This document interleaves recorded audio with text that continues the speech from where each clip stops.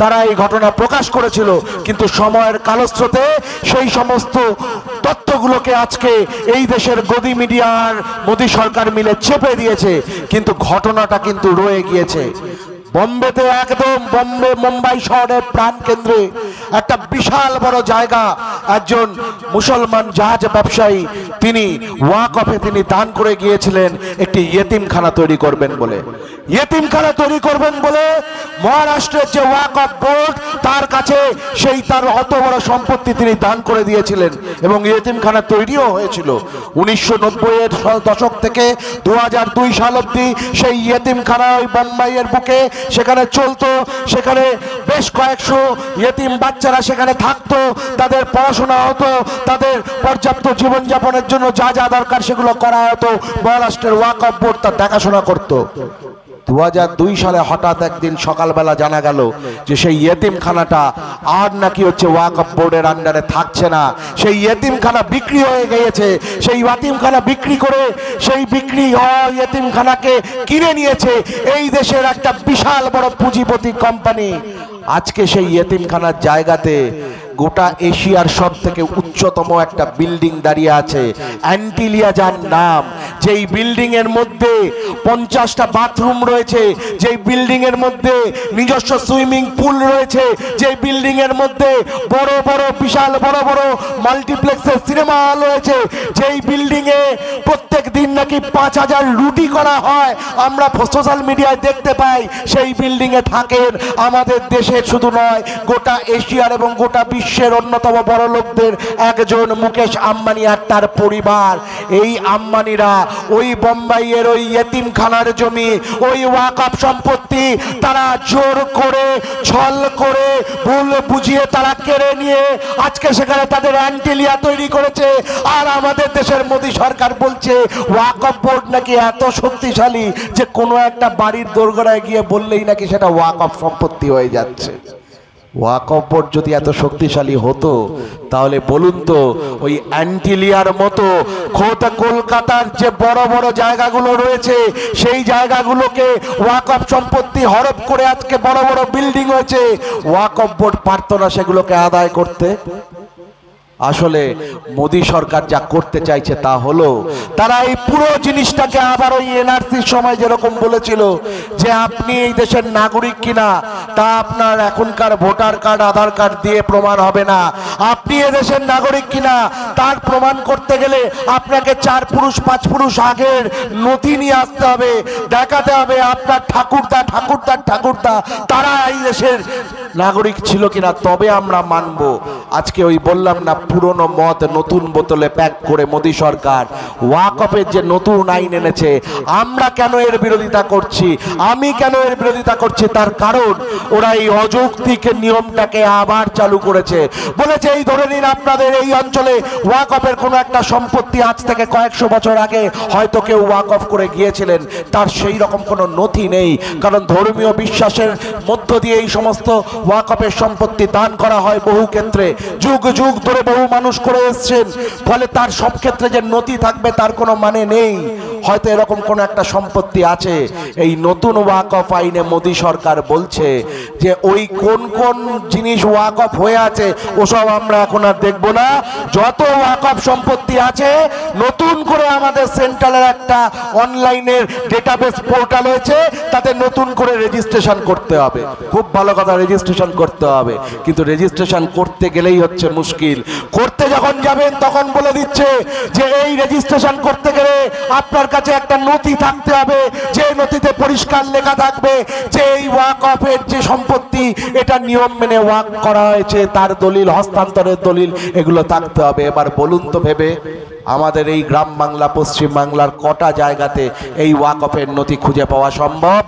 এবং তার থেকেও বড় কথা আমরা যে কথা বলতে চাইছি তা হলো এই যে আমাদের দেশ সংবিধানে বলা আছে 14 নম্বর ধারা, 15 নম্বর ধারা, 25 নম্বর ধারা, 26 নম্বর ধারা জেনে রাখুন আপনারা।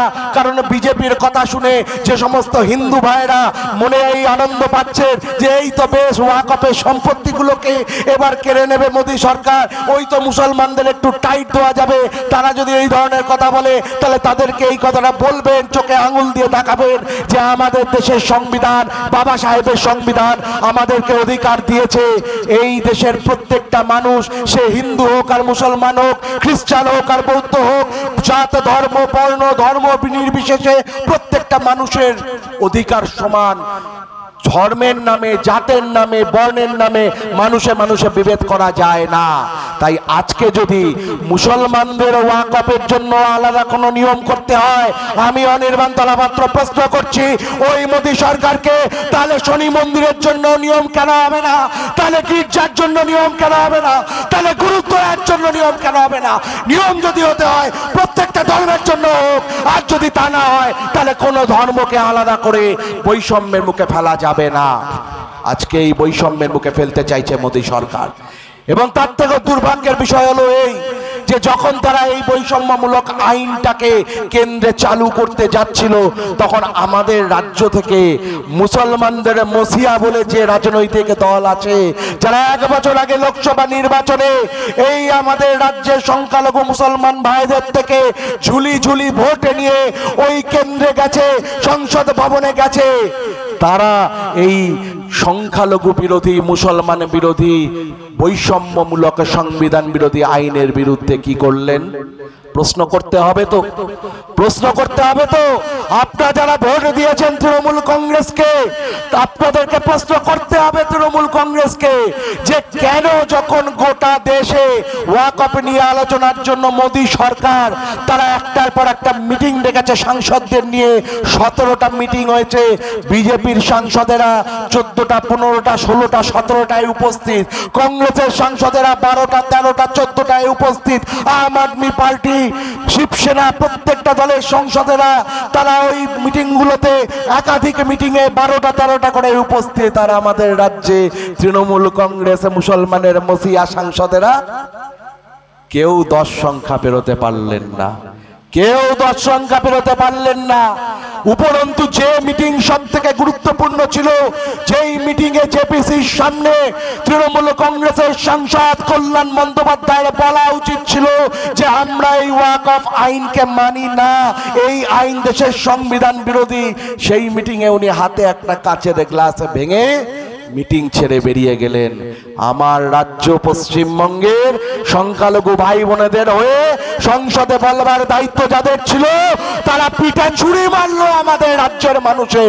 এই জবাব তৃণমূল কংগ্রেসকে আগামী দিনে দিতে হবে, কেউ ছাড় পাবে না এর হাত থেকে। গোটা দেশ জুড়ে ওয়াকফের বিরুদ্ধে আন্দোলন হচ্ছে। আমাদের রাজ্যে দিদিমণি বলছেন এখানে আন্দোলন করা যাবে না, দিল্লি যেতে হবে। আমরা বলছি আমরা দিল্লি কেন, জাহান্নাম অবধি চলে যাব। দিদিমণি আপনার পায়ে ধরছি, আপনি আপনার রাজ্য বিধানসভাতে অন্তত এই প্রস্তাবটুকু তো পাশ করুন যে আমাদের রাজ্যে ওয়াকফ আমরা চালু করতে দেব না। একটা অন্তত গভর্নমেন্টের নোটিফিকেশন তো দিন, যাতে লেখা থাকবে যে পশ্চিমবঙ্গে ওয়াকফ সংশোধনী আইন চালু হবে না। তাহলে আমার রাজ্যের সংখ্যালঘু ভাই বোনেদের মনে একটু হিম্মত আসে, শরীরে একটু বল আসে। আগামী 1 বছর বাদে নির্বাচন, আবার ঘাসফুল নিয়ে সকলে ছুটবে। কিন্তু আপনি তা করছেন না, বলছেন না এ তো কেন্দ্রের ব্যাপার, আমরা কি করে করব। কিন্তু দিদিমণি, ওই মিথ্যের ঝুলি দিয়ে বেশি দিন মানুষকে বোকা বানানো যাবে না। আমাদের দেশের একটি রাজ্য তামিলনাড়ু নাম, সেই তামিলনাড়ুতে তামিলনাড়ুর মুখ্যমন্ত্রী এম.কে. স্ট্যালিন, তিনি তার রাজ্য বিধানসভায় এই আইন পাস করিয়ে নিয়েছেন, এই গভর্নমেন্ট নোটিফিকেশন বের করে নিয়েছেন যে যেখানে যা খুশি হয়ে যাক, তামিলনাড়ুতে ওয়াকফ সংশোধনী আইন চালু হচ্ছে না। আর আমরা এমন দুর্ভাগা এই পশ্চিমবঙ্গে বছরের পর বছর আমরা ভোট দিচ্ছি, বছরের পর বছর ওই তৃণমূল কংগ্রেস মা মাটি মানুষ জিন্দাবাদ বলে ভোটের দিন আমরা বোম মারছি, পেটো মারছি, কিন্তু যখন আমাদের বিপদ, যখন আমাদের ঘর বাড়িকে কেড়ে নেওয়ার চক্রান্ত করছে ওই আরএসএস বিজেপি, তখন এই রাজ্যে যাদেরকে আমার পাশে থাকার দরকার ছিল আজকে তাদের চিহ্ন আমরা দেখতে পাচ্ছি না, বরঞ্চ তারা আমাদেরকে চোখ রাঙাচ্ছে। ওয়াকফ নিয়ে আন্দোলন করবি, এখনই কিন্তু পিছনে পুলিশ লাগিয়ে দেব। তাই বলছি বন্ধু, সামনের যে সময়, এই সময় অত্যন্ত ঠান্ডা মাথায় বিবেচনা করে ভাববেন যে এই যে আইনের বিরুদ্ধে আন্দোলন, এই আন্দোলন কোনো রাজনৈতিক আন্দোলন আজকের দিনে নয়। এই আন্দোলন অধিকারের আন্দোলন, এই আন্দোলন দেশ বাঁচানোর আন্দোলন, এই আন্দোলন সংবিধান বাঁচানোর আন্দোলন। আর এই আন্দোলনে যারা চোখ দেবে না তাদের ঈমানটা কিন্তু আর তাদের মধ্যে থাকছে না। তাই আমার বক্তব্য শেষ করার আগে আমি শুধুমাত্র দুটি কথা এই অঞ্চলে মাইকের মাধ্যমে যে তৃণমূল কংগ্রেসের কর্মী বন্ধুদের কাছে আমার আওয়াজ পৌঁছচ্ছে তাদেরকে আমি সমাজসেবী অনির্বাণ তলাপাত্র প্রশ্ন করতে চাইছি যে আমার মধ্যে ঈমান বেঁচে আছে বলে আমি আজকে এই ওয়াকফের কালা কানুনের বিরুদ্ধে ময়দানে নেমে লড়াই করছি, চোখে চোখ রেখে লড়াই করছি। আপনি তৃণমূল কংগ্রেসের নিচুতলার কর্মী, আপনার মধ্যে যদি ঈমান বেঁচে থাকে তাহলে আপনিও চোখ তুলে প্রশ্ন করুন, আপনার দলের জেলার নেতাদের প্রশ্ন করুন, আপনার দলের সর্বোচ্চ নেতাদের প্রশ্ন করুন যে কেন ওয়াকফের বিরুদ্ধে আন্দোলন করা যাবে না। আর যদি না করতে পারেন তাহলে দুর্ভাগ্যের সঙ্গে বলতে বাধ্য হচ্ছি বন্ধু, ভবিষ্যৎ প্রজন্ম কিন্তু আপনাদেরকে ঈমানদার বলতে পারবে না। আমি আশা রাখি আগামী দিনে শুধু এই অঞ্চল নয়, গোটা রাজ্য জুড়ে এই কালা কানুনের বিরুদ্ধে দলমত নির্বিশেষে সংবিধান বাঁচানোর লক্ষ্যে, দেশ বাঁচানোর লক্ষ্যে, মানুষকে বাঁচানোর লক্ষ্যে আপনারা সবাই দলমত নির্বিশেষে একত্রিত হয়ে এই ওয়াকফের বিরুদ্ধে আন্দোলনে আপনারা একজোট হবেন, এই আশা ভরসা রেখে আপনাদের সকলকে আরো একবার সংগ্রামী অভিনন্দন, ধন্যবাদ জানিয়ে আমার সংক্ষিপ্ত বক্তব্য এখানে শেষ করলাম। নমস্কার। সালাম। অসংখ্য ধন্যবাদ বিশিষ্ট সমাজসেবী অনির্বাণ তলাপাত্র মহাশয়কে, উনি ওনার মূল্যবান বক্তব্য পেশ করার জন্য। এখন খুব অল্প সময়, টাইম খুব সংক্ষেপ, তো উলুবেড়িয়া আহলে সুন্নাত ওয়াল জামাতের সম্পাদক ডক্টর আফতাবউদ্দিন ভাইকে খুব